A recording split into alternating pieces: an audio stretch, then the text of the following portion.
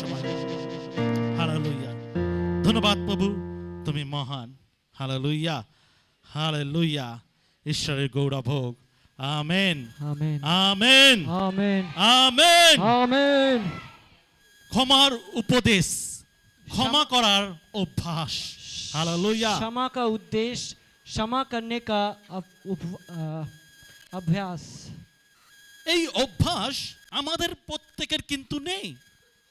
ये जो अभ्यास है ये हमारा नहीं है, हम लोगों का अंदर नहीं है अभी तक। আমাদের মধ্যে এটা নেই। हम लोगों को ये सीखना जरूरी है, আমাদেরকে এটা শেখার প্রয়োজন আছে। क्योंकि अगर हम लोग ये अभ्यास को अपना जीवन में नहीं लाते हैं, যদি আমরা এই অভ্যাসকে আমাদের মধ্যে না আনি, तब हम लोग सच में बदल नहीं सकते अपना जीवन को। তাহলে সত্যি আমরা আমাদের জীবনকে বদলাতে পারবো না। बहुत सारे चीज है जो हम लोग का जीवन में बदलना जरूरी है। অনেকগুলি বিষয় রয়েছে যেগুলো আমাদের জীবনে পরিবর্তনের जिस প্রয়োজন तरह রয়েছে। हम लोग को ये सोचते हैं हम लोग कि हम लोग का पाप का क्षमा होना चाहिए, যেভাবে আমরা চিন্তা করি যে আমাদের পাপের ক্ষমা হওয়া উচিত, उसी तरह हम लोग को ये सोचना जरूरी है कि मेरा पाप का क्षमा तभी होगा जब मैं दूसरा का पाप को क्षमा करूंगा। সেইভাবে আমাদেরকে এটাও বুঝতে হবে তখন আমাদের পাপ ক্ষমা হবে যখন আমরা কারোর পাপ ক্ষমা করব। Hallelujah, hallelujah, hallelujah, hallelujah. मेरा प्रिय, আমার প্রিয়, आज मैं वो चीज आपको बताना जा रहा আজকের हूँ দিনে আমি এমন বিষয় जो বলতে इससे চাই पहले अभी आपने कभी नहीं सोचा होगा, যেটা এর আগে কখনো আপনি চিন্তা করেননি, इससे पहले कभी आपने देखा भी नहीं এর होगा। আগে আপনি কখনো দেখেননি। मैं आपको वो चीज बताने वाला हूँ, আমি সেই বিষয়ে আপনাকে বলতে চাই, क्योंकि ये चीज हम लोग का जीवन में आना बहुत जरूरी है। কারণ এই বিষয় আমাদের জীবনে আসা খুব প্রয়োজন। अगर नहीं आते हैं যদি না আসে तब हम लोग नहीं बदल सकते हैं। তাহলে আমরা কখনো পরিবর্তন হতে পারবো না। हालेलुया। হালেলুয়া।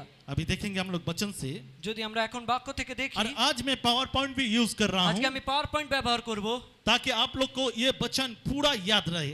যাতে আপনার পুরো বাক্য এগুলি আপনারা মনে রাখেন। আমরা যদি দেখি ইব্রিয় তার 10 অধ্যায় 1 থেকে 4, अगर हम लोग देखते हैं इब्रानियों उसका 10वां अध्याय 1 से 4 तक, আর তাহলে আমরা দেখতে পাবো तो फिर हम लोग देख पाएंगे ঈশ্বরের পরিকল্পনা আসলে আমাদের জীবনে কি। परमेश्वर का योजना हमारे जीवन में क्या है। কারণ আমরা ঈশ্বরের পরিকল্পনাকে বোঝার চেষ্টা করি না, क्योंकि हम परमेश्वर की योजना को समझना नहीं चाहते हैं, আমরা নিজের বুদ্ধিতে চলতে हम लोग ভালোবাসি। अपने बुद्धि के अनुसार चलना चाहते हैं। मगर কিন্তু ঈশ্বরের পরিকল্পনা অন্য। किंतु लेकिन परमेश्वर का योजना अलग है। এখানে বলছে কারণ ব্যবস্থা আগামী উত্তম উত্তম বিষয়ে ছায়া বিশিষ্ট, তা সেই সকল বিষয়ের অবিকল মূর্তি নহে, সুতরাং এক রূপ যে সকল বার্ষিক যোগ্য নিয়ম উৎসর্গ করা যায় তদ্বারা যাহারা নিকটে উপস্থিত হয় তাহাদিওকে ব্যবস্থা কখনো শুদ্ধ করিতে পারে না। যদি পারিত তবে এই যজ্ঞ কি শেষ হতো না? কেননা আরাধনাকারীরা একবার সূচীকৃত হইল তাহাদের কোনো পাপ সম্ভেদ আর থাকিত না, কিন্তু এই সকল যজ্ঞে বৎসর বৎসর পুনর্বার পাপ স্মরণ করিয়া করা হয়, কারণ বিষের কি ছাগের রক্ত যে পাপ হরণ করিবে ইয়া হইতে পারে না। Amen, hallelujah. हालेलुया। প্রথম বিষয় বুঝতে হবে আমরা পাপ করেছি, ক্ষমা চাই, पहला बात हमें समझना है, अगर हम लोग पाप करते हैं तो हम क्षमा मांगते हैं, কিন্তু সেই ক্ষমাটার উদ্দেশ্য কি? वो क्षमा का उद्देश्य क्या है? ক্ষমা করার জন্য বা ক্ষমা পাওয়ার জন্য আমাদেরকে ঈশ্বরের বাক্যের ভিতের মধ্যে দিয়ে যাওয়া প্রয়োজন क्षमा আছে। पाने के लिए परमेश्वर में जो वचन है उसके भीत के द्वारा जाना है हमें। আমরা যদি আদি পুস্তক দেখি সেখানে পুরাতন নিয়মে বলছে যে আমাদের পাপের জন্য একটা নিয়ম তৈরি হয়েছিল। পুরাতন নিয়মের অধীনে পাপের একটি স্মরণ ছিল। पुराना नियम में अगर हम देखते हैं तो वहां पे उत्पत्ति में ऐसा कह रहा है कि पुराना नियम का अधीन में पाप को लेकर एक स्मरण था। সেই নিয়ম কি ছিল? वो नियम क्या था? পাপ করলে আমাদের কি করতে হবে? ষাঁড় বা ছাগলের রক্ত বা কোন রকম জীবজন্তুকে বলিকৃত করে পাপের জন্য ক্ষমা চাইতে হবে। अगर कोई पाप करता है तो उसे पाप को अगर मिटाना है तो कोई भी एक बकरा या फिर कोई भी जंतु को लेकर उसका लहू के द्वारा उसके पाप को धोया जा सकता है। এটা কিন্তু পার্মানেন্ট পাপ ধোবার পদ্ধতি ছিল না। ये जो विषय है पूरा तरीके से पाप को धोने का जो पद्धति है ये नहीं था। এই জিনিস আমাদের পাপকে সম্পূর্ণ ধুয়ে দিতে পারে না। ये चीज हमारे पापों को पूरा तरीके से धो नहीं सकता। এই পাপের জন্য যখন আমরা কোনো বলিগীত করি তারপরে যে পাপ করি সেই পাপ আবার প্রযোজ্য থাকে। ये पाप के लिए जब हम कुछ विषय को बलि करते हैं, उसके बाद अगर कोई पाप करते हैं, वो पाप फिर से हमारे जीवन में रहता है। যার জন্য এটা পুরাতন নিয়মে এই প্রযোজ্য ছিল, और इसीलिए पुराना नियम में ये बातें थे, কিন্তু এখন আমরা নতুন নিয়মের অধীনে আছি। लेकिन हम अभी नया नियम के अधीन में हैं। এখন আমরা একটি নতুন চুক্তির অধীনে আছি। और अभी हम लोग एक नया नियम के अनुसार में हैं। এই চুক্তির অধীনে পাপগুলি স্মরণ করা হয় না। ये जो नियम है, इस नियम में पाप को गिना नहीं जाता है, আর মনে করা হয় না সেই সমস্ত পাপকে। और वो सब विषय को, पाप के विषय को याद नहीं किया जाता। কারণ তিনি আমাদের জন্য মানুষ রূপে মরেছে এবং আমাদের পাপের জন্য তার রক্ত সূচীকৃতকরণের নাম প্রকাশ করেছে। क्योंकि उन्होंने, परमेश्वर ने हमारे लिए, या फिर यीशु ने हमारे लिए अपने जीवन को दिया है, बलि स्वरूप चढ़ा है, और उनके द्वारा हमारे पापों को गिना नहीं जाता है। আর এই যে খ্রিস্টের বলিদান, ये जो ख्रिस्ट का बलिदान है, এর মধ্যে দিয়ে প্রবেশ করা মানে আমি সম্পূর্ণভাবে ঈশ্বরের রক্তে ধৌত হয়ে গেছি। और इसके द्वारा जब हम प्रवेश करते हैं, इसका मतलब ये है कि हम पूरी एकदम सही हो चुके हैं। আর এর উদ্দেশ্য কি? इसका उद्देश्य क्या है? আসলে শুধু ধোয়াটাই উদ্দেশ্য নয়। सिर्फ धोना यही उद्देश्य नहीं है। প্রভু যিশুর বলি আসলে যে পাপের ক্ষমার বিষয় বলছি সেটা হচ্ছে আসলে আমাকে শয়তানের হাত থেকে সম্পূর্ণরূপে মুক্তি করা বা কিনে নেবা। प्रभु का जो बलि है, उसके बलि के द्वारा सिर्फ ये नहीं कि आपका पाप को धोया गया, लेकिन ये बात है कि शैतान के हाथों में जो आप थे उससे आपको निकाल लाना और कभी भी वहां पे लौटने नहीं देना। हालेलुया। हालेलुया। পাশের জনকে বলুন, आपके बगल में जो है उससे कहे, হ্যালো। हेलो।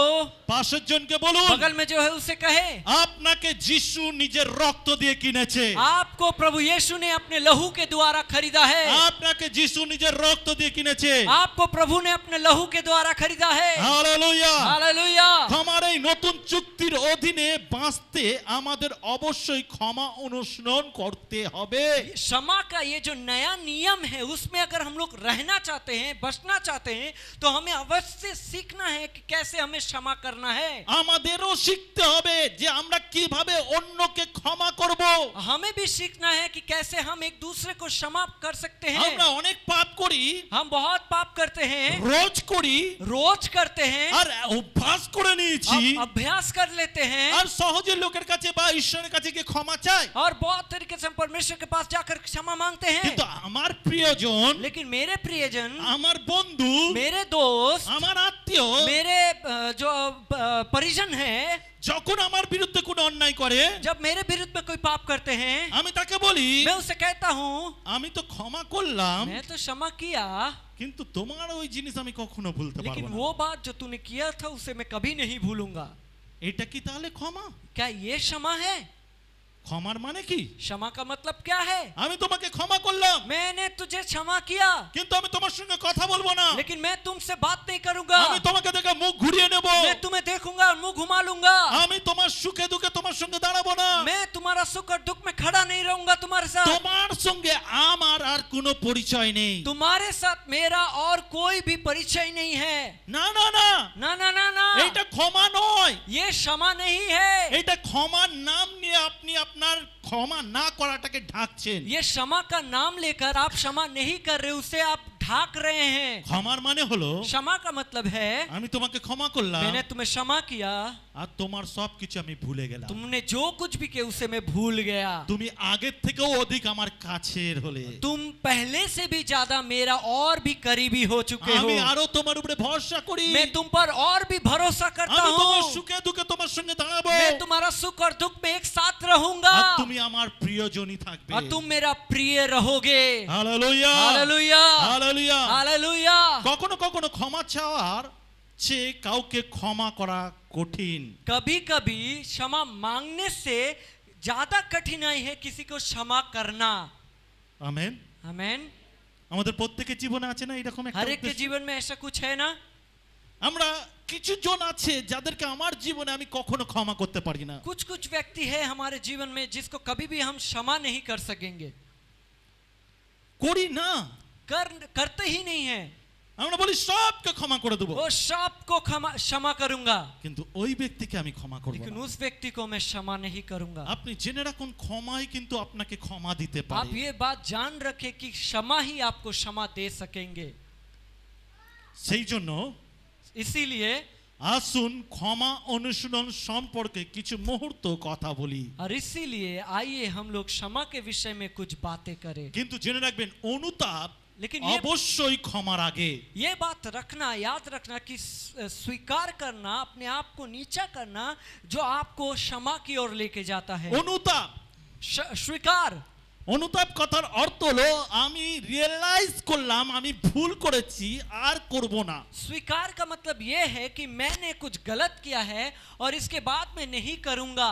এইটা রিয়েলাইজ করাটা সবার প্রথম প্রয়োজন। ये सबसे ज्यादा, सबसे पहले ये समझना जरूरी है। দেখবেন প্রভুর ভোজের সময় আমি বহুবার বলি যে আসি আমরা পাপ স্বীকার করি। आप देखेंगे कि प्रभु भोज के समय में हम लोग हर वक्त कहते हैं, या फिर मैं हर वक्त कहता हूं कि अपने पापों का क्षमा मांगे। কারণ বাইবেল অনুসারে বলছে কেউ যদি অপবিত্র, অযোগ্য এবং পাপিষ্ঠ রূপে প্রভুর ভোজ গ্রহণ করে তাহলে সে আশীর্বাদ নয় কিন্তু অভিশাপ পায়। लेकिन वचन कहता है वहां पे अगर कोई पाप के द्वारा, पाप के क्षमा नहीं मांगने के द्वारा वो प्रभु भोज को ग्रहण करता है तो वो आशीष के कारण नहीं होता है, वो और भी श्राप के कारण होता है। আর আমরা অনেকেই ক্ষমা চাই। और हम लोग बहुत ही लोग क्षमा मांगते চোখের हैं। জলে ক্ষমা চাই, हाँ, हमारे आंखों के लिए मांगते हैं क्षमा। চোখের জলে ক্ষমা চাই, आंख से आंसू आ रहे उसके द्वारा करते हैं।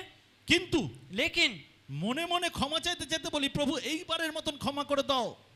मन मन में ऐसा क्षमा मांगते, प्रभु इस बार के लिए तो क्षमा कर दे। পরের বার তো করি, उसके बाद तो करते हैं, আবারও করব, फिर से करेंगे, আবার তোমার কাছে আসবো, फिर तुम्हारे पास आऊंगा, আবার তোমার কাছে ক্ষমা फिर চাইবো। तुम्हारे पास क्षमा मांगूंगा। এই পাপের ক্ষমা হবে না। इस पाप का क्षमा नहीं होगा। আপনাকে রিয়েলাইজ করতে হবে आपको ये जानना है, समझना है, আমি যেই পাপের ক্ষমা চাইছি আমি আগামী দিন সেই পাপ আর করব না। जो पाप का क्षमा मैं मांग रहा हूँ इसके बाद मैं नहीं करूंगा। আমি তার জন্য লড়বো। मैं उसके साथ लड़ूंगा। আমার শরীরের সঙ্গে আমাকে লড়তে হবে। मेरे शरीर के साथ मुझे लड़ना है। আমার ইচ্ছার সঙ্গে আমাকে লড়তে হবে। मेरे इच्छा के साथ मुझे लड़ना है। আমি আমার ইচ্ছার বিরুদ্ধে দাঁড়াবো। मैं अपनी इच्छा के विरुद्ध में खड़ा আমি আমার रहूंगा। শরীরের বিরুদ্ধে দাঁড়াবো। मैं अपने शरीर के विरुद्ध में खड़ा কারণ रहूंगा। আমি যে ক্ষমা চাইছি প্রভু আমি আর দ্বিতীয়বার সেই পাপ করব না। क्योंकि जिस बारे में मैं क्षमा मांग रहा हूँ उसके बाद मैं नहीं करूंगा। হালেলুয়া। हालेलुया। পাঁচজন জনকে বলুন आपके बगल में है जो उससे कहे আমি আর দ্বিতীয়বার একই পাপ করব না। मैं दूसरी बार एक ही पाप नहीं करूंगा। আমরা সমাজকে নিয়ে চলি না। हम समाज को लेकर चलते हैं। অনেকে মানুষকে সন্তুষ্ট করার জন্য আমরা পাপ করি। बहुत समय हम लोग मनुष्य को संतुष्ट करने के लिए हम लोग अपने पापों को करते हैं, তাই না? है ना? মানুষকে সন্তুষ্ট করার জন্য আমরা পাপ করি। मनुष्य को संतुष्ट करने के लिए हम लोग पाप ফর करते हैं। এক্সাম্পল उदाहरण, আমি ঈশ্বরের কাছে প্রতিজ্ঞা করলাম আমি আর কখনো নেশা করব না। मैंने परमेश्वर के पास ऐसा प्रतिज्ञा किया कि मैं कभी नशा नहीं करूंगा। এ আমার প্রিয় বন্ধু ये मेरा प्रिय दोस्त है যার সঙ্গে আমি ছোটবেলা থেকে নেশা শুরু করেছিলাম। जिसके साथ मैंने जब मैं छोटा था तब से मैंने दारू पीना शुरू किया। আর আমি যেই নেশা ছেড়েছি जब मैंने नशा को छोड़ा আমার বন্ধুর হঠাৎ আমাকে মনে পড়লো अचानक से मेरा दोस्त मुझे याद करने लगा। আমি প্রভুর জন্য ছেড়েছি। मैंने प्रभु के लिए छोड़ा। আমি বুঝতে পেরেছি তিনি আমার জন্য রক্ত ঝরিয়েছে। मुझे पता है कि प्रभु ने मेरे लिए अपने लहू को दिया है। তিনি জীবন দিয়েছে। उन्होंने जीवन दिया है, আমাকে उद्धार করেছে। हमें उद्धार किया है আমাকে মৃত্যুজনক সেই পাপের হাত থেকে উদ্ধার করেছে। और हमें मृत्यु से हमें पाप की ओर से हटा के लाया। কিন্তু সেই পুরনো বন্ধু लेकिन वो पुराना दोस्त কি আদরের সঙ্গে আমাকে বলছে वो कितना आदर से मुझे कह रहा है, আমার সঙ্গে একবার মদ খাবি না? मेरे साथ और नहीं पियोगे? শেষবারের মতন। अंत बार के लिए? না আমি ছেড়ে দিয়েছি। नहीं, मैंने तो छोड़ दिया है। একবার एक बार আমি তোর জন্য ইংলিশ মদ নিয়ে এসেছি। मैं तुम्हारे लिए इंग्लिश दारू लेके आया हूँ। দামি দারু। बहुत दामी है। একবার। एक बार। আচ্ছা ঠিক আছে, তুই যখন বলছিস अच्छा ठीक है, तुम अगर कह रहे हो একবার খেয়ে নিচ্ছি। एक बार पी लेता हूँ। আপনি একে সন্তুষ্ট করলেন, आपने इससे संतुष्ट किया। আমি শুধু এইটা দিয়ে উদাহরণ দিলাম, मैं सिर्फ इस बातों को लेकर उदाहरण दिया। কিন্তু আপনার ব্যক্তিগত জীবনে অনেক এই রকম পাপ আছে যেটা মানুষকে সন্তুষ্ট করার জন্য আপনি করেন। लेकिन आपके व्यक्तिगत जीवन में ऐसा कुछ पाप है जो मनुष्य के संतुष्ट करने के लिए आप पाप करते हैं। আমাদের মেন উদ্দেশ্য যেটা হচ্ছে এই পাপগুলোর সম্পর্কে কথা বলা, আপনাদেরকে দেখানো। और हमारा जो प्रधान या फिर मुख्य बातें जो है, जो इस सारे पापों को आपको दिखाना और आपको बताना। হালেলুয়া। हालेलुया। ক্ষমা করার অভ্যাস করার জন্য আমাদের অভ্যাসই স্বীকার করতে হবে যে আমাদের অভ্যাসকে আমরা চেঞ্জ করব। अगर हमें क्षमा करना है तो हमें अभ्यास करना है कि हमें क्षमा करना है। क्षमा पाने के लिए हमें क्षमा करना है। আমি স্বীকার করি যে আমাদের জন্য ঈশ্বরের ক্ষমা অন্যদের আমাদের ক্ষমার উপর নির্ভর করছে। हमारे जीवन में मैं स्वीकार करता हूँ कि हमें अगर क्षमा पाना है तो हमें किसी और को क्षमा करना है। यही निर्भर करता है ताकि हम भी उसके द्वारा क्षमा पा सकते हैं। আমেন। आमेन। আদি পুস্তক, उत्पत्ति আদি পুস্তক उत्पत्ति তার 50 অধ্যায় 50 उत्पत्ति उसका 50वां अध्याय আর তার 15 থেকে 21 পদ। 15 से 21 पद।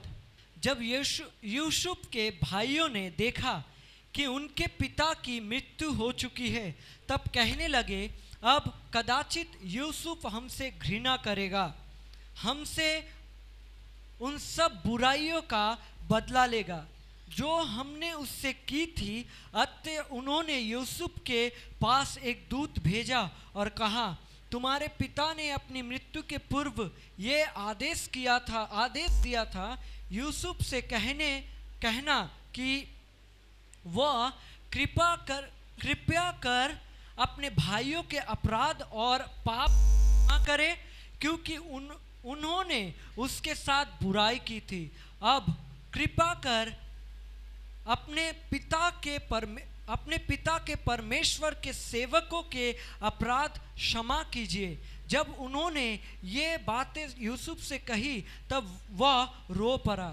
उसके भाई भी आए, वे उसके सम्मुख भूमि पर गिरकर बोले, हम आपके सेवक हैं। किंतु यूसुफ ने कहा, मत डरो, क्या मैं परमेश्वर के स्थान पर हूँ? तुमने मेरे साथ बुराई की योजना बनाई, किंतु परमेश्वर ने भलाई के लिए उसका उपयोग किया कि अनेक लोग जीवित बचे जैसे वे आज भी जीवित हैं। अतः तुम मत डरो, मैं तुम्हारा और तुम्हारे छोटे छोटे बच्चों का पालन पोषण करता रहूँगा। इस प्रकार यूसुफ ने उन्हें आश्वस्त किया और अपनी प्रेम बातों से उनको शांति दी। आमेन। हालेलुया। हालेलुया। এইটা যাকবের সেই ঘটনা, ये यूसुफ का वो घटना है যেখানে ছোটবেলায় যাকব দর্শন পেয়েছিল, जहाँ पे यूसुफ में छोटे समय में दर्शन मिला था उसे, আর সে তার ভাই বোনকে বলেছিল और वो भाई बहन को कहा था उसने कि আমি দেখো ছোট ছোট আঁটি বানিয়ে বেঁধে রাখছি আর তোমাদের আঁটি আমাদের আঁটিকে প্রণাম করছে। देखो मैं छोटा छोटा गुठलियों को लेकर या फिर रस्सियों को आटी कर रहा हूँ, उसे मैं ऐसा देख रहा हूँ कि तुम्हें दे रहा हूँ। অ্যাকচুয়ালি যে ঘটনাটা বলছে, जो घटना कहने चाह रहा है, ওনারা জোসেফ বলছে, দেখো ভাইরা তোমরা, আমি আর তোমরা মাঠে কাজ করছি, ঘাসগুলো বা ধানগুলো কেটে আঁটি বাঁধিয়ে আমরা রাখছি। यूसुफ जो कहना चाह रहा, मैं और तुम लोग सब कोई, हम लोग मैदान में काम कर रहे हैं और धान लेकर हम लोग उसे बांध कर एक साइड में कर रहे हैं। আর তোমাদের ধানের যে আঁটিগুলো, और तुम्हारा जो धान का जो आटी है, ওইগুলো আমার ধানের আঁটিকে প্রণাম করছে। और वो सब धान का आटी मेरे जो धान का आटी है उससे प्रणाम कर रहा है। এখানে জোসেফ কিন্তু আসলে এদের সৎ ভাই। यहाँ पे यूसुफ जो है इनका जो सत भाई है या फिर दूसरे तरीके से भाई है। আর তাই ভাইরা দাদারা একে মেনে নিতে পারতো না। एक्चुअली सौतेला भाई है इसीलिए वो उसे ऐसे मान नहीं सकता था, তারা তার উপরে রেগে যেত। पसंद नहीं करता था, इसीलिए गुस्सा हो আবার जाता সে था। যখন স্বপ্ন দেখে और उसके बाद अगर कुछ भी स्वप्न देखा फिर से, আর তারা যখন খাবার টেবিলে বসেছিল और वो लोग जब खाने के टेबल में बैठा था, আর জোসেফ यूसुफ তার ভাইদের বলছে, उसके भाइयों को कह रहा है, দেখো আমি আরেকটা স্বপ্ন দেখেছি। देखो मैंने और एक सपना देखा। এই স্বপ্নটা হচ্ছে ये सपना ये है কি আমি मैं দাঁড়িয়ে রয়েছি खड़ा हूँ আর সমস্ত তারারা और हर एक तारा, চাঁদ সূর্য चांद और सूर्य সবাই আমাকে প্রণাম করছে। सब मुझे प्रणाम कर रहा है। এই কথা শুনে তার ভাইরা খুব রেগে গেছিল। ये बातों को सुनकर उसके भाई लोग बहुत गुस्सा हो गए। তারা বলছিল আমরা প্রণাম করছিলাম ঠিক আছে, वो लोग कहने लगे कि हम लोग प्रणाम कर रहे ठीक है, কিন্তু তুমি এখন বলতে চাইছো তোমার বাবা মাও তোমাকে প্রণাম করছে। और तुम अभी कहना चाह रहे हो कि तुम्हारा माता पिता भी तुम्हें प्रणाम कर रहा है। এই কথা বলে তাকে কি করেছিল, তার উপরে রাগ দেখিয়েছিল। ये बातों को बोलकर उस बोलने के बाद उन्होंने गुस्सा दिखाया। বড় স্টোরি খুব শর্টে বলছি। बड़ा स्टोरी बहुत छोटा सा कहना चाहता हूँ। তারপরে তার ভাইকে তারা যখন মাঠে মেষ চড়াচ্ছিল, তার ভাই যখন তাদেরকে খাওয়া দিতে গেছে, और उस समय जब হ্যাঁ, उनके भाइयों ने जब भेड़ को चरा रहे थे मैदान में, और उसका यूसुफ ने खाना देने गया, তখন তাকে ধরে তারা বিক্রি করে দেয়। और उसके बाद उसे पकड़कर उसे बेच दिया गया। প্রথমে গর্তে ফেলে দেয়, पहला उसे गड्ढे में फेंकता है, পরবর্তীকালে তাকে বিক্রি করে দেয়। उसके बाद उसे बेच दिया जाता है। আর একটা মেষ কেটে তার বাবাকে দেখানো হয় যে তার ভাইকে জঙ্গলি জানোয়ার খেয়ে নিয়েছে। और एक भेड़ को काट कर उसके पिताजी को दिखाया जाता है। আসল যে ঘটনাটা হচ্ছে, उसके बाद कहा जाता है कि तुम्हारा बेटा को किसी ने खा लिया। असल में ये घटना ये है, ইউসুফ মানে জোসেফের উপরে খুব টর্চার করেছিল তার ভাইরা। यूसुफ के साथ बहुत ही टॉर्चर किया गया था, उसके भाइयों ने किया था, তাকে বিক্রিও করে দিয়েছিল। उसे बेच भी दिया गया था, আর সে অন্য দেশে চলে গেছিল, और वो दूसरे देश पे चला गया था। সেখানেও তার উপরে টর্চার হয়েছিল। और वहां पे भी बहुत टॉर्चर किया गया, তাকে জেলে দিয়ে দেওয়া হয়েছিল। उसे जेल में दिया गया, তার অনেক অনেক কষ্টের সময় গেছে। और उससे बहुत ही कष्ट का समय गया। কিন্তু পরবর্তীকালে সেই ঈশ্বরে বিশ্বস্ত থাকাকালীন ঈশ্বরের পরিকল্পনা অনুসারে তাকে আবার উঁচুতে তোলা হয়। लेकिन वो विश्वास था उसमें, उसको प्रभु में, इसीलिए उसे और भी ऊंचा उठाया गया। সে রাজার ডান হাত হয়ে গেছিল, वो राजा का दाहिना हाथ बन गया, কারণ সে দর্শনের স্বপ্নের মানে বলতে পারত। क्योंकि उससे जो कोई भी दर्शन देखता था उसका मतलब बता सकता था। वो রাজার স্বপ্নের দর্শন বা স্বপ্নের মানে সেই যাকব বলে দিয়েছিল। राजा का जो स्वप्न का या फिर जो मतलब था यूसुफ ने बता दिया था। আসলে সেই সময় খরা পড়ার কথা, उस समय अकाल गिरने का टाइम था, আর ঈশ্বর আগে দিয়ে সেই স্বপ্নের মাধ্যমে রাজাকে দেখিয়েছিল। और उस समय राजा को पहले से ही स्वप्न के माध्यम से दिखाया गया था, আর রাজা সেই স্বপ্নের মানে বুঝছিল না। और राजा वो स्वप्न का मतलब नहीं समझ रहा था। কিন্তু যাকব সেই স্বপ্নের মানে বলে দেয়। लेकिन यूसुफ ने क्या किया, उसके विषय में कह दिया उन्हें। আর ওনারা কি করে, রাজারা আগে থেকে সমস্ত চাষবাস করে সেই শস্যকে আগে থেকে সামলিয়ে যত্ন করে রেখে দেয়। और उस समय राजा ने क्या किया, सब कुछ फसल सब कुछ अच्छे से जमा करके रख दिया था। যখন দুর্ভিক্ষ আসে जब अकाल आया তখন কিন্তু এই জোসেফের দর্শন তাদেরকে বাঁচায়। तब वो यूसुफ का दर्शन का मतलब कहना उन्हें बचाता है। আর এই যাকবকে রাজা সব অথরিটি দেয়। यूसुफ को उन्होंने क्या किया, सब अधिकार दिया। আর যাকবের বাবা যখন মারা যায় और यूसुफ का पिता जब मर जाता है, তখন কিন্তু যাকবের দাদাদের সেই ইউসুফের বাবা মানে জোসেফের বাবা বলেছিল, তোমরা তোমার ভাইয়ের কাছে ফিরে যাও, গিয়ে বলো তোমাকে যেন তারা ক্ষমা করে। यूसुफ का पिता जब मर जाता है तो उस समय में यूसुफ के पिता ने कहा था कि उनके भाई सब आकर उनसे क्षमा मांगे। এই ভাইদের বলেছিল ইউসুফের কাছে গিয়ে ক্ষমা চাইতে, वही भाई लोगों को कहा था कि यूसुफ के पास जाकर क्षमा मांगे, কারণ তোমরা অনেক টর্চার করেছিলে क्योंकि तुमने उन लोगों के साथ उनके साथ बहुत ही टॉर्चर किया, আর তাই তোমাদের গিয়ে তার কাছে ক্ষমা চাওয়া और উচিত। इसीलिए तुम सभी को जाकर उसे क्षमा मांगना जरूरी যখন है। এরা গেছিল जब उन्होंने गया, যাকব কিন্তু তাদের শাস্তি দেয়নি, यूसुफ उन्हें शास्ति नहीं दिया या फिर कुछ भी कहा नहीं, কিন্তু लेकिन তাদেরকে ক্ষমা করেছিল। उन्हें क्षमा किया था। শুধু ক্ষমা করেনি, सिर्फ क्षमा नहीं किया, তাদের পুরো পরিবারকে দেখার প্রতিশ্রুতি দিয়েছিল। उनके पूरे परिवार को देखने का प्रतिश्रुति दिया था, যাতে তারা আর ভয় না পায়। ताकि वो डरे ना। হালেলুয়া। हालेलुया। এই ক্ষমার মাধ্যমেই কিন্তু ক্ষমা পাওয়া ये যায়। क्षमा के माध्यम से ही हम लोग देखते हैं क्षमा पाया जाता এক पाया जा অপরকে सकता है। ক্ষমা করলে আমরা সম্পর্ক ভালো হয় এবং সুন্দর পরিবেশ তৈরি করতে পারি।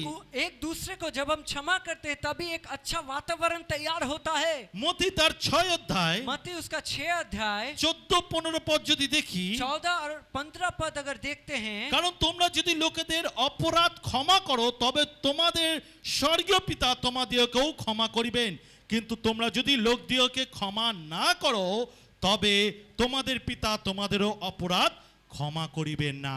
আমেন। यदि तुम दूसरों के अपराध क्षमा करोगे तो तुम्हारा स्वर्गीय पिता भी तुम्हें क्षमा करेगा, परंतु हालेलुया। यदि तुम दूसरों को क्षमा नहीं करोगे तो तुम्हारा पिता भी तुम्हारे अपराध क्षमा नहीं करेगा। কারণ এটা খুব দরকার যে আপনাকে আপনার ব্যক্তিগত জীবনকে পরিবর্তন করা। बहुत ही महत्वपूर्ण बात है कि आपके जीवन को इसे इस तरीके से बदलना। কারণ আপনি যদি ক্ষমা না করেন আপনি ক্ষমা পেতে পারেন না। अगर आप क्षमा नहीं करेंगे तो आपको भी क्षमा नहीं मिलेगा।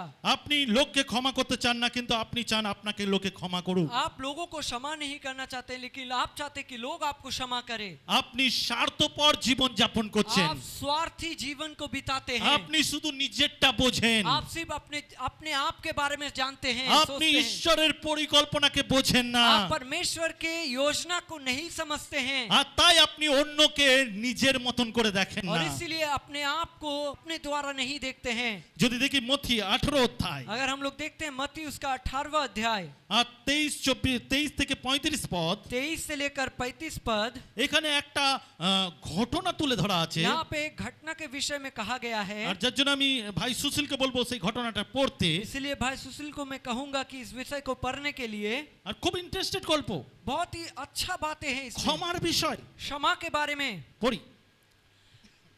मत्ती उसका 18वां अध्याय 23 से लेकर 35 पद। यही कारण है कि स्वर्ग का राज्य उस राजा के सदृश है जो अपने सेवकों से लेखा लेना चाहता था। जब वह लेखा लेने लगा तब उसके सामने एक सेवक लाया गया। उस पर 10,000 सोने के सिक्कों का कर्ज था। कर्ज चुकाने के लिए उसके पास कुछ भी नहीं था, इसलिए स्वामी ने आदेश दिया कि उसे, उसकी पत्नी, उसके बच्चों और उसकी सारी जायदाद को बेच दिया जाए और ऋण अदा कर लिया जाए। इस पर वह सेवक उसके पैरों पर गिर पड़ा और यह कहते हुए अनुनय विनय करने लगा, धैर्य रखिए, मैं आपको सब कुछ चुका दूंगा। उस सेवक के स्वामी को उस पर तरस आया और उसने उसे मुक्त कर जाने दिया और उसका कर्ज माफ कर दिया। जब वह सेवक बाहर निकला तब वह अपने एक सह सेवक से मिला जिस पर उसका लगभग 100 चांदी के सिक्कों का कर्ज था। उसने उसे पकड़ लिया और उसका गला दबाकर कहा, अपना कर्ज चुका दो। सह सेवक उसके पैरों पर गिर पड़ा और ये कहते हुए अनुनय विनय करने लगा, धैर्य रखिए, मैं आपको कर्ज चुका दूंगा। परंतु उसने नहीं माना और जाकर उसे तब तक के लिए बंदी गृह में डलवा दिया जब तक वह अपना कर्ज ना चुका दे। यह सब देखकर उसके दूसरे सहसेवक बहुत दुखी हुए और उन्होंने अपने स्वामी के पास जाकर सारी बातें बता दी। तब स्वामी ने उस सेवक को बुलाकर कहा, दुष्ट सेवक, तुम्हारी अनुनय विनय पर मैंने तुम्हारा सारा कर्ज माफ कर दिया था। तो जिस प्रकार मैंने तुम पर दया की थी, क्या उसी प्रकार तुम्हें भी अपने सहसेवक पर दया नहीं करनी चाहिए थी? और स्वामी ने क्रुद्ध होकर उसे तब तक के लिए यंत्रणा देने वालों के हवाले कर दिया जब तक वह कोरी कोरी ना चुका दे। इसी प्रकार यदि तुम में हर एक जन अपने भाई बहन को पूरे हृदय से क्षमा नहीं करेगा, तो मेरा स्वर्गीय पिता भी तुम्हारे साथ ऐसा ही करेगा। Amen, hallelujah. হালেলুয়া। এখানে যে ঘটনাটা বলছে আমি বাংলায় আরেকবার অনুবাদ করে বলি। यहाँ पे जो घटना कह रहा है मैं फिर से बांग्ला में कहना चाहता हूँ। একজন রাজা সে যখন তার সমস্ত নেতা মন্ত্রীদের কাছে হিসাবে বসলেন, সেই সময় একজনকে নিয়ে আসা হলো যে 100 স্বর্ণ মুদ্রা মানে সোনার সেই মোহর সে ধার নিয়েছিল, আর যে তার থেকে ধারটা পেত সে তাকে ধরে নিয়ে আসে, এবং শুধু তাকে ধরে নিয়ে আসে তা নয়, সে কি করে তার ছেলে তার বউ সবাইকে নিয়ে আসে এবং বলে একে যে তুমি তোমার ছেলে বউকে বিক্রি করে দাও, তুমি সব কিছু বিক্রি করো, তোমাকে আমি জেলে দিয়ে দেবো, তুমি আমার টাকা ফেরত দাও। সে যখন কাকুতি মিনতি করে, সে যখন দেখছে আমার কাছে অত টাকা নেই, সে পা ধরে ক্ষমা চাইছে, আমাকে ক্ষমা করুন, আমার কিছু উপায় নেই, আমি পারছি না। রাজা এবং সেই ব্যক্তির মায়া হলো এবং তাকে বলল ঠিক আছে আমি তোমার সব দেনা তোমাকে ক্ষমা করে দিলাম, কিন্তু তুমি আর এইগুলো করো না। এ খুব খুশি, আমার 100 স্বর্ণ মুদ্রা ক্ষমা করে দেওয়া হলো, 100 স্বর্ণ মুদ্রা ক্ষমা করে দেওয়া হলো। সে খুব খুশি, সে বাইরে যাচ্ছে, যেতে যেতে হঠাৎই দেখলো তার কাছে যে কাজ করে সে 100 স্বর্ণ মুদ্রা নয়, কিন্তু একটা মুদ্রা বা 100 স্বর্ণ মুদ্রার জায়গায় শুধু মুদ্রা, খুব অল্প, মানে এর তুলনায় ওর দেনা একদম অল্প। আর সে এর যে 100 স্বর্ণ মুদ্রা নিয়েছিল তার কাছে ধার করেছিল, এর 100 স্বর্ণ মুদ্রা রাজা ক্ষমা করে দিয়েছে, কিন্তু এ একটা স্বর্ণ মুদ্রা নিয়ে এর কাছে যখন ধার নিয়েছে, এ যখন তাকে দেখলো, শুধু দেখেই কি করলো তার গলা টিপে ধরলো, ধরে মাটিতে শুই করে দিল, দিয়ে তাকে গলায় পা দিয়ে জোর করে মারতে মারতে তার কলার ধরে তাকে বলছে তুই আমার টাকা কবে শোধ করবি, তোকে আমি জেলে ঢুকাবো, তোকে ছাড়বো না, বলে তাকে টানতে টানতে নিয়ে গিয়ে জেলে দিয়ে দিল। আর যারা রাজার কাছে দাঁড়িয়ে দেখলো এই ব্যক্তির 100 স্বর্ণ মুদ্রা ক্ষমা করা হয়েছে, আর এই ব্যক্তি একটা স্বর্ণ মুদ্রার জন্য একে ধরে মারছে, রাজাকে গিয়ে যখন সব বললো, রাজা সঙ্গে সঙ্গে তাকে ধরে নিয়ে এলো। তুমি কি রকম লোক, তোমার এত টাকা আমি তোমাকে ক্ষমা করে দিয়েছি, আর অল্প টাকার জন্য তুমি ওকে ধরে মারছো, আর কি করছো না তাকে জেলে নিয়ে যাচ্ছ, তুমি এইরকম মানুষ। তারও তো অবস্থা খারাপ, সেও তো গরিব, তার পরিস্থিতি কি, আমি যদি তোমাকে এত টাকা ক্ষমা করতে পারি, তুমি ওই অল্প টাকা তাকে ক্ষমা করতে পারলেন না। মানুষের চরিত্র এইরকম। আর যখন এইরকম দেখলো, রাজা কি করলো, তাকে ধরলো, ধরে তাকে এমন লোকেদের কাছে করলো পাঠালো যারা তাকে রোজ মেরে মেরে তার সমস্ত টাকা আদায় করবে। খ্রিস্টতে ভাই বোন, ঈশ্বর ঠিক এই রকমই বিচার করে। আমেন। परमेश्वर इसी तरीके से विचार करते हैं। আপনি নিজেকে পরিবর্তন করুন, आप अपने आप को परिवर्तन कीजिए, একজন অন্যজনের মূল্যকে সম্মান দিন, आप एक दूसरे को जो मूल्य है उससे सम्मान कीजिए। কেউ যদি ক্ষমা প্রাপ্তি হয় তাকে যদি ক্ষমা করেন, ঈশ্বর আপনাকে সম্মান করে। अगर कोई क्षमा प्रार्थी होते हैं और अगर आप उनको क्षमा करते हैं तो परमेश्वर उस विषय को सम्मान करते हैं। ভারতের প্রধান মাস্কে পিন্টুন তার বাবার খুনিকে মোকাবেলা করার সময় বলেছিলেন, এখানে একজন ঘটনা আমার লেখা রয়েছে, ভারতের প্রধান মস্কো পেন্টন তার বাবার খুনিকে মোকাবেলা করার সময় বলছেন তুমি আমার বাবাকে মেরেছো, তাই এখন তোমাকে আমার বাবা হতে হবে। यहाँ पे कह रहा है भारत के एक प्रधान व्यक्ति थे, उन्होंने उनके पिता को मारा था और ऐसे उन व्यक्ति ने उसे कहा कि तुमने मेरे पिता को मारा है, इसीलिए तुम्हें मेरा पिता बनना पड़ेगा। আমার একটা সেরা ঘোড়া ছিল, मेरा एक अच्छा घोड़ा था যেতে আমি আমার বাবাকে চড়াতাম। जिसमें मैं अपने पिताजी को बैठाता था। এখন তোমাকে বসতে হবে। अभी तुम्हें बैठना पड़ेगा उस पे। আবার বলছে আমার সেরা পোশাক পরার যে জায়গা ছিল, যে সবথেকে ভালো ভালো দামি কাপড় রাখা হতো, সেই সমস্ত পোশাক जहाँ पे मेरा अच्छा अच्छा कपड़ा रखा जाता था, उन सब कपड़ों को তোমাকে পরতে হবে। तुम्हें पहनना पड़ेगा। আপনি চিন্তা করুন, आप सोचिए, যদি কোনো ছেলে এরকম কাউকে বলে, अगर कोई एक व्यक्ति कोई लड़का अगर ऐसे कुछ बोलता है, এমন ব্যক্তিকে যে তার বাবাকে মেরে দিয়েছে, ऐसा व्यक्ति को जिसने उसके पिता को मार चुका है, সেই ব্যক্তি কি কখনো আর হিংসাত্মক হতে পারে?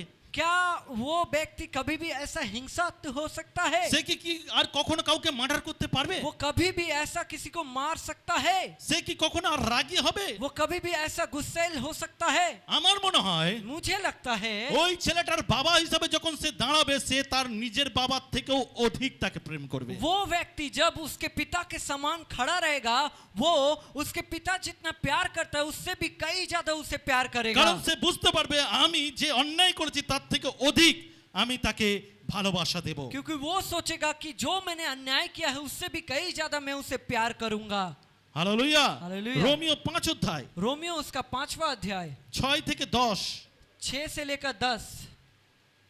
হালেলুয়া। हालेलुया। কারণ যখন আমরা শক্তিহীন ছিলাম, তখন খ্রিস্ট উপযুক্ত সময় ভক্তিহীনদের নিমিত্ত মরিলেন। जब हम निस्सहाय थे, तभी निर्धारित समय पर मसीह हम पर अधर्मियों के लिए मरे। বস্তুত ধার্মিকের নিমিত্ত প্রায় কেহ প্রাণ দেবে না। धार्मिक मनुष्य के लिए शायद ही कोई अपने प्राण को अर्पित करे। সৃজনের নিমিত্ত হয়তো কেহ সাহস করিয়া প্রাণ দিলেও দিতে পারে।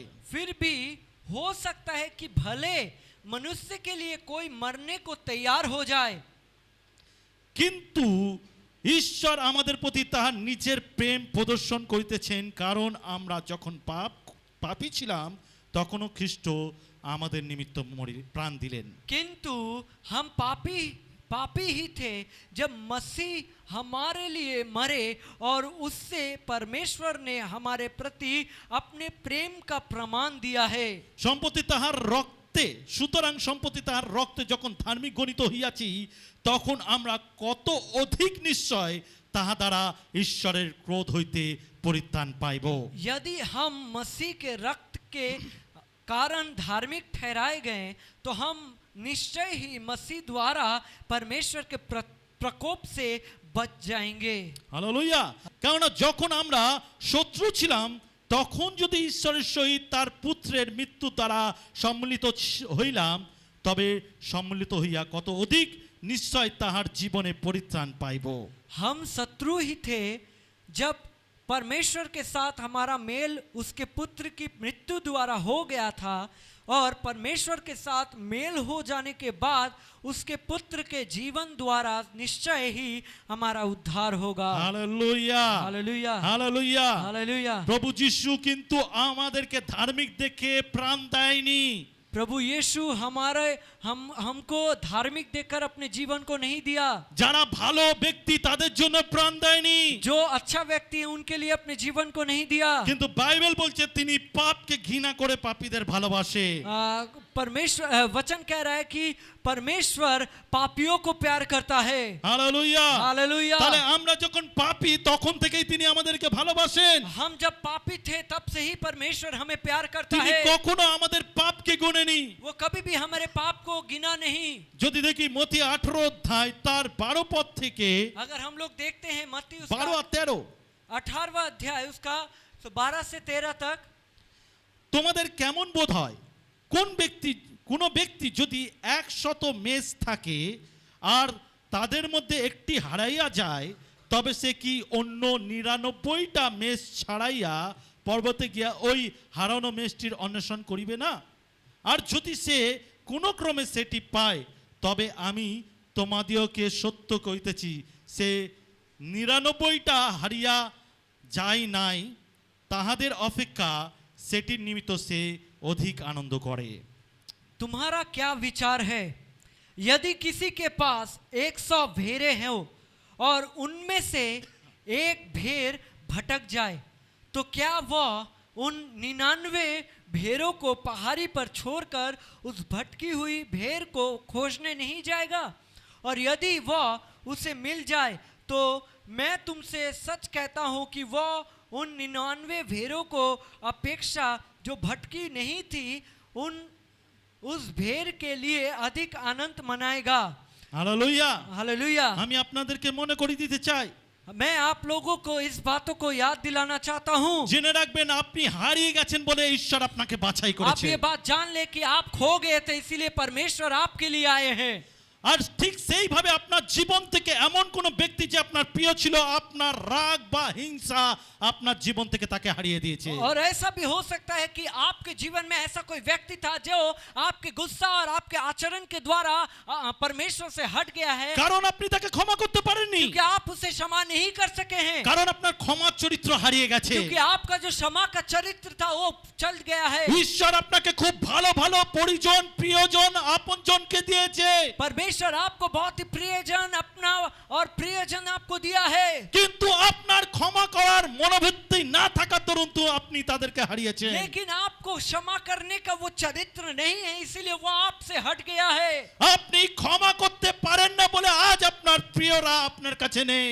आप क्षमा करना नहीं जानते इसलिए आपका प्रिय आपके साथ नहीं है। আপনি আজও তাদের ক্ষমার চোখে দেখেন না। आज भी आप उन्हें क्षमा की ओर से नहीं देखते हैं। আজ আপনি যখন দেখেন ও অন্য কারোর সঙ্গে আনন্দ করছে, আপনি তাতে আরো বিরক্ত বোধ বা রেগে যান। और आज जब आप देखते हैं कि कोई व्यक्ति जिससे आप पसंद नहीं करते किसी और के साथ वो खुशी मना रहा है और उसे देखकर आप जलते हैं। শুধু তার উপরে রেগে যান না, যে তার সঙ্গে রয়েছে তার সঙ্গেও আপনি রাগ দেখান। सिर्फ उसके साथ नहीं, उसके साथ जो है सिर्फ उसे नहीं देखकर दोनों के साथ ही आप देखकर जलते हैं। আপনি এই মনোভাবকে ত্যাগ করুন। और ये आप मनोभावना को आप त्याग कीजिए। আপনি ঈশ্বরীয় পরিকল্পনাকে গ্রহণ করার জন্য ক্ষমার আত্মার শুরু করুন। और परमेश्वर की योजना को आप ग्रहण करने के लिए आप क्षमा करना शुरू कीजिए। হালেলুয়া। हालेलुया। এখন আমি আপনাকে 4টি পয়েন্ট দেখাতে চাই। अभी मैं आपको 4 विषय को दिखाना चाहता हूँ। প্রথমত, पहला, আপনি আপনার জীবনে ক্ষমা অনুসরণ করছেন। आप अपने जीवन में क्षमा को लाते हैं या फिर करते हैं। খুব চলিত ভাষায় বলি, बहुत ही अच्छे तरीके से मैं कहना चाहता हूँ, আপনি কি আপনার জীবনে ক্ষমা করা শুরু করেছেন? क्या आपने अपने जीवन में क्षमा करना शुरू किया है?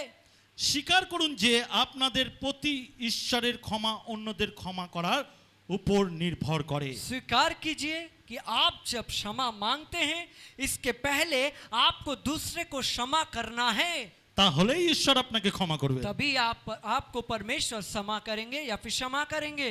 যাদের ক্ষমার প্রয়োজন তাদের মূল্যকে সম্মান করুন যেমন ঈশ্বর আপনাকে সম্মান করেছেন। जिसे क्षमा का जरूरत है उसे आप उसके मूल्य को सम्मान कीजिए, जिस तरीके से परमेश्वर ने जब आप क्षमा के योग्य नहीं थे उन्होंने आपको क्षमा किया और सम्मान किया।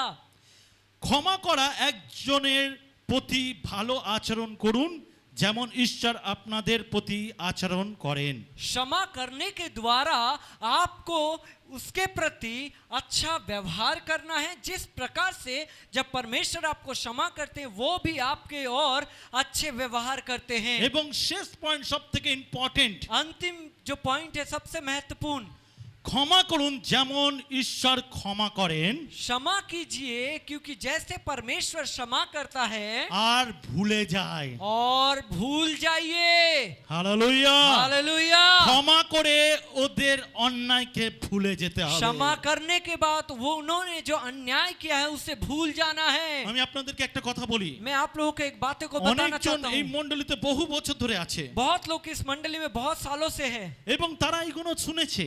ये सब बातों को उन्होंने सुना है, এবং তারা পরিবর্তন হয়েছে उन लोगों ने परिवर्तन हुआ है, আর লোককে ক্ষমা করতে শুরু लोगों করেছে को क्षमा करना शुरू किया है। এবং আপনি ব্যক্তিগতভাবে তার জীবনে আশীর্বাদকে আপনি দেখতে और পাবেন व्यक्तिगत रूप से आप भी देख सकेंगे उनके जीवन में आशीष को। কিন্তু আরো কেউ আছে और भी कोई है যে বহু বছর ধরে जो बहुत सालों से সমস্ত বাক্য শোনার পরও बहुत सारे वचन को सुना है কিন্তু ক্ষমা করতে পারে না लेकिन क्षमा नहीं कर सकता है, তার আমিত্ব তার গর্ব তাকে আটকে দেয় उसका गर्भ उसे अटक कर देता है, আর এর কারণে रोक देता है, और इसीलिए সে কখনো ক্ষমাও পায় না ঈশ্বরের और থেকে इसीलिए परमेश्वर से वो कभी भी क्षमा नहीं पाता है। আমেন आमेन। তাই ক্ষমা পাওয়ার জন্য নিজেকে ক্ষমা করতে और হবে इसीलिए क्षमा पाने के लिए आपको क्षमा करना है। আমেন आमेन। আসি উঠে দাঁড়াবো आइए हम लोग खड़े हो जाते हैं। Hallelujah hallelujah.